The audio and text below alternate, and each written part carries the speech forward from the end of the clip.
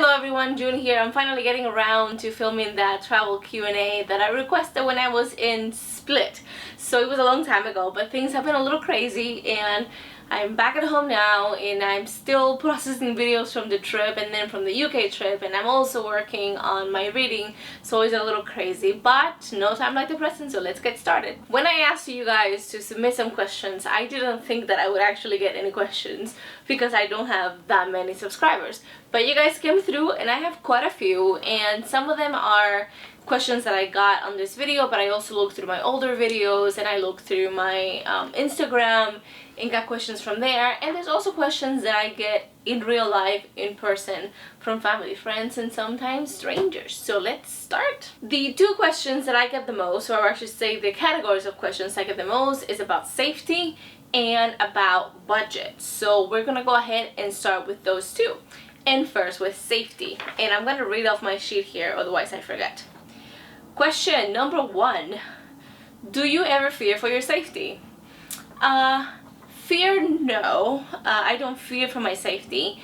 I don't put myself in situations where I don't feel safe, and if it ever gets to that point, then I back down. But I have to say that on the Balkan trip, I did not feel unsafe at any moment at all, even though I went out at night. Now, I do have to say that I don't stay out until midnight or 1 o'clock in the morning. I didn't go to bars and get absolutely drunk. I was gonna say a very bad word, but drunk. So basically, just keep your wits about you. Which is what I do most of the time. I mean, I live in New York City. New York City is not unsafe, but it's not exactly the safest place on earth either. So no, I don't fear for my safety. Another question regarding safety that I get a lot, and the variation has to do with the place, is X, Y, or Z a safe place to go? And particularly when people ask me that question about the Balkans, they usually refer to Bosnia and other places where there was war in the 90s. Those places are safe now. The wars ended over 20 years ago. There's little unexploded ordnance, so you are safe. Like I said, I didn't feel unsafe at all in any of these places, so don't be stupid, but those places are safe. And following along those lines is, what about the war? Well, the war ended, like I said, 20 years ago, and yes, you go there and you see physical signs of the war. You'll see bullet holes in buildings, but other than that, that is it. That is as far as you'll know about the war, unless you go on any of the free tours, and they usually then talk about what happened in the war or anything like that. Other than that, there's no war. There's absolutely no war going on in that region right now. And the war is something that I left out of my videos on purpose, because although you haven't gotten in the videos to that point yet, but I left it out because I wanted to showcase things other than the war, because that is the first thing that people always think about when they think about Bosnia, or when they think about Croatia or Serbia, although Serbia didn't actually have much of the fighting in Serbia. So I left that out on purpose because I wanted to show the other things about the area that were not war and calamity. Do you feel safe as a solo traveler? This question I get a lot, and I think if I was a man I wouldn't get it. But there's just something about women traveling alone that still provokes that sense of, is she crazy? Is she safe? Feelings in people. I feel safe. First of all, she said that I'm not a scaredy cat, and solo traveling is not for everyone, and I understand that. But on the basis of safety, you should not travel as a woman alone. Because the truth is that unless you get yourself in really... I mean, I don't wanna say something I'm going to regret later, but basically keep your wits about you. If you ever get that weird feeling about any place, just leave. Take a taxi or whatever. Don't get... I say this with trepidation because you being drunk is not an excuse for anyone else to do anything to you, but don't get so drunk that you can't act for yourself, that you can't defend yourself, that you can't think logically. Not to excuse anyone else, but to sort of just look out for yourself. having your wits about you is the best way to avoid anything that could possibly happen. And yeah, so as a solo traveler, no, I never felt unsafe. Another question that I get, and I think it goes a little bit along the lines of a woman traveling alone, in my case, a woman with a family, a kid and a husband traveling alone, was your husband afraid for your safety? I know the answer to this, but why don't we ask him? Okay, so we can't both fit on the chair, on the frame, so he's kneeling next to me. So, did you ever fear for my safety? Or were you ever concerned for my safety? No, not in the slightest. Why not? This isn't your first rodeo. You've done this independent travel before. You know how to keep yourself safe. No worries. Okay, thank you. No worries. Right, so that's something else I wanted to point out. This wasn't my first time traveling alone. When I met my husband, I had already traveled to a gazillion places on my own. So he has always known me to be a traveler. More importantly, he has always known me to be a solo traveler. So that answers that question. And now we move on to budget. Budget, everybody wants to know about safety. Everybody wants to know about money. And the questions about budget range from like the absurd to very real questions about budgeting and how much you spend every day and so on and so forth. So budget encompasses a lot of the questions I get and a lot of the questions I got when I asked you. The first question that everybody wants to know is, how much does a trip like this cost? How much did you pay for this trip? The first question is, it depends on how you travel. It depends on whether you do budget or middle of the road accommodations or really expensive or a combination. I can't tell you how much your trip is going to cost, and getting into how much my trip costs on this video would be very long, but I did keep a very nifty spreadsheet. So what I'm going to do is I'm going to put a link to a blog post with that spreadsheet down below, so you can see day by day, and I broke it down into accommodation, transportation, food, and so on and so forth, so you can see everything I spent every day and then the total for the whole 6 weeks. It's probably off by about 5%, just because I didn't put in there things like foreign transaction fees that one of my banks charged, the one with my debit card. So it's a little bit off, but not a whole lot. So check that out to answer that question. And that blog post will also answer, what does your daily budget look like, which is another question I get. So check that out for that. How do you budget? So first, I had a sort of an idea of how much I wanted to spend on average every day. So then I did some research online. I looked at how much hostels cost, how much I should be spending on food, and I just sort of had an idea of how much each place would cost. But on average, I didn't want to spend more than $75. And in the end, if you go look at that spreadsheet, I spent less than that on average. Some days were very expensive, especially in like Dubrovnik in Croatia, and some days were very cheap, like in Albania and Tirana. So check that spreadsheet again. And leading up to the trip, so I'm not gonna say that I worked 2-3 jobs to pay for this, because I did have some savings, but not everyone does, and there are other bloggers and vloggers out there who can tell you how they have saved money. If you want to look at some of those, I think there's one called the Psycho Traveler, and she has a lot of good information about that. I can't really tell you about the saving up process, because for this trip I didn't have to do it because I already had it, but it was not a whole lot of money. And the question everybody wants to know as well is, how do you afford to travel? That is a very personal question. Different people do it different ways. Like I said, with me, I already have that money. If you have followed my channel for a while, you'll know that I just moved, well, not just, but a year ago. We moved from Florida to New York City so that I could start graduate school. And we owned a house in Florida, which we sold. And I used a very small portion of that money to go on this trip. So that's how I afforded to travel. Before we had that money for the house, whenever we traveled, basically just saved. And when I was single, I didn't have any other responsibilities, and I was in the military, so I just traveled. I'm not rich. I do recognize that I am privileged, and there's a lot of people out there who don't have a house to sell.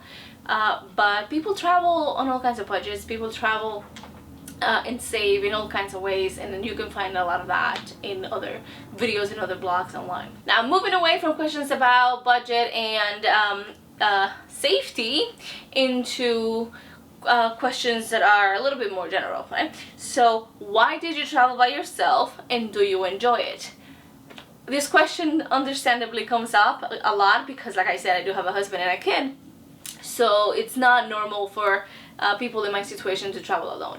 Why do I travel by myself? The honest truth is, I was the only one who had time to travel in the summer, so I did. Additionally, I have always been a solo traveler, although I have traveled with my husband quite a bit as well, but I do enjoy traveling alone. I enjoy the solitude. I enjoy not having to rely on anybody else for anything. I enjoy in being the only one concerned with making decisions, and I find it very liberating. I find it that I learn a lot about myself, and yeah, it sort of forces me to sort of go outside of my comfort zone, and I love it. I enjoy it. Where have you traveled so far? Okay, so I think that this question was specifically about this trip. So on this trip, I went to Serbia, Macedonia, Albania, Montenegro, Bosnia and Herzegovina, Croatia, Slovenia, and then back to Serbia. So I went to those places on this trip. Generally speaking, I've been to something like 40 countries, and I'm not gonna name every single one of them right now. Next question, where has been your favorite place so far, and or what one place would you tell everyone to visit? And this was from my friend Amy, and I know she was talking about this particular trip. So my favorite place, it's hard to choose a favorite. So I'm gonna be a little sneaky here, and I'm gonna tell you my two least favorite places. That would be Skopje in Macedonia and Tirana in Albania. Now, this is my personal experience. I know people who absolutely loved Albania, specifically Tirana, but they were just not my cup of tea. They were not for me. And the one place that I tell people to go is Bosnia and Herzegovina. It is a beautiful country, beautiful people, just, I mean, delicious food. It was just great. It was amazing. I think that as a whole, as a general country, it was probably my favorite. And I also do it as a service to the people of Bosnia and Herzegovina. When you go there, if you take a tour, whether it's a free tour or a paid tour or whatever, at the end of the tour they usually tell you, you know, please, if you have enjoyed your time here, go on and tell people about your experience so that people come. I mentioned before that the first thing people think about when they think of Bosnia and Herzegovina is the war, and that detracts a lot of people from going there. Whenever I told anyone that I was going to Bosnia from here in the US, that I was going to Bosnia, that was the first thing they thought about. And this is not just particular to the US. I met people while traveling who were from England, and their families thought the same thing. Are you crazy? What about the war? There is no war. What they do have is a lot of natural beauty and a lot of hospitality and a lot of just truly wonderful places to see and visit and people to meet. So if you're thinking about going to the Balkans, I highly, highly, highly recommend you go to Bosnia and Herzegovina. Yes, go to Mostar. Yes, go to Sarajevo. But also explore other areas. Bosnia, it's beautiful and it's big compared to other countries in the Balkans. Just explore and don't be afraid. You're not going to die. There's no war. You're not going to get blown up. Just go. It's beautiful. It's truly beautiful. Was this trip a vacation or travel for work? It was vacation.